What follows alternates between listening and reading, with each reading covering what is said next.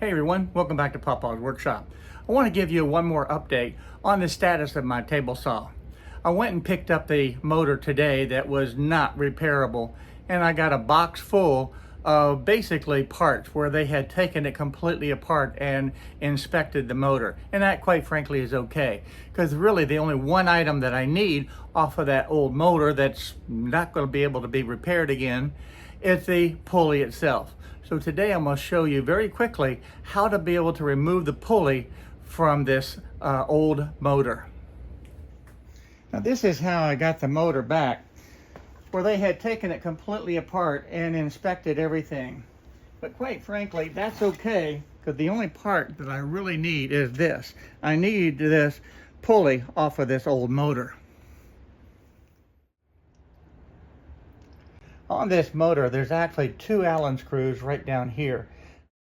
The other is just where they had drilled holes to be able to get this balanced. So I've already sprayed some WD-40 down in this because it was very, very tight. So I want to see if this is now going to loosen so that I can get this pulley off. And to do that, I'm going to open up this vise.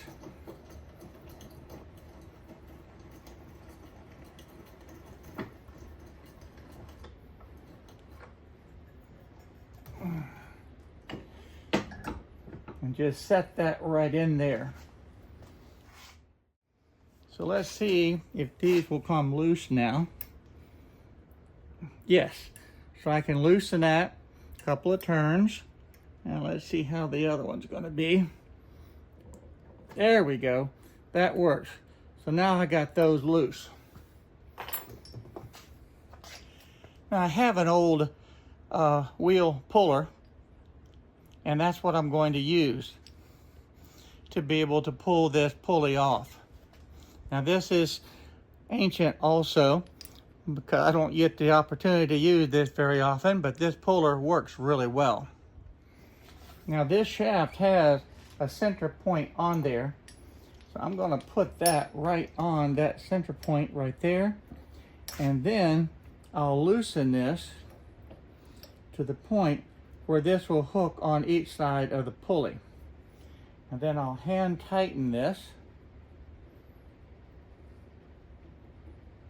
There we go. Now this particular pulley, this takes a 5/8 inch wrench. So I'm just going to use that and slowly turn, and it's actually coming loose. Now, just so you know, I did spray some WD-40 inside of this also, and have given it a few minutes to work. So this pulley is actually coming off fairly easy.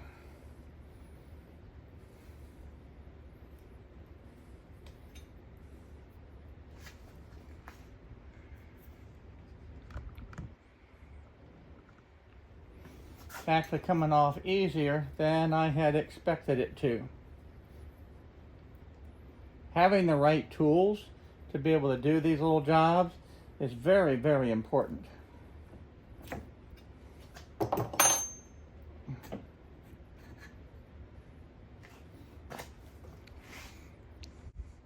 Now there's a little key right here that's going to be important to be able to save, but this is the part that I need.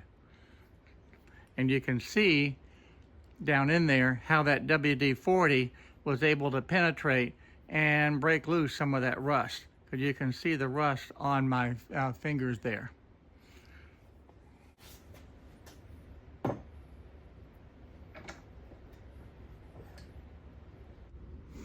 I'm going to clean up this pulley and wipe everything off.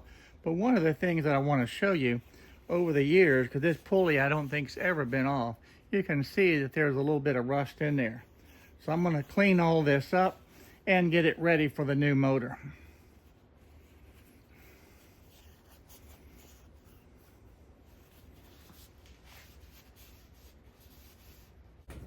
Now the good news is I've got all the parts that I need for the saw. Even the new switch has come in.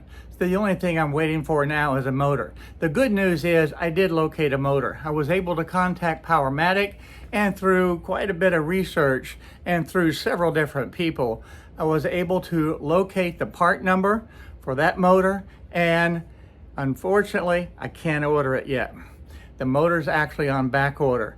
So it'll be October 14th before it's back in stock. I'm gonna keep my fingers crossed that that deadline or that time frame will actually work and they'll get the motors back in stock. But I'll be ordering a new motor from the Powermatic Corporation, and I was quite frankly very surprised that that part or that motor was still available for a saw that was this old. But if you'll recall, I said that this Model 66 table saw has still been in production for close to 50 years. And I think that is the one saving grace that allowed this motor to still be available. I just wish that it had been in stock and I could get it back.